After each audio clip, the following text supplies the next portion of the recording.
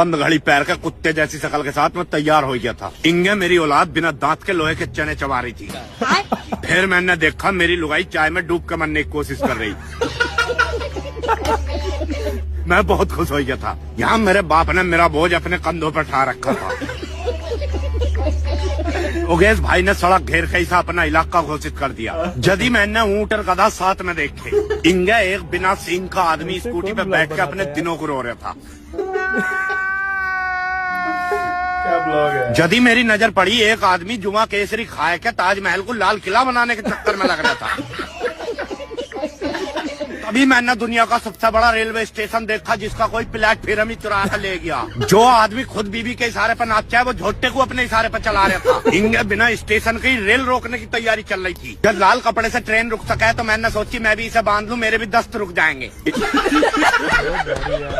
कौन था ये?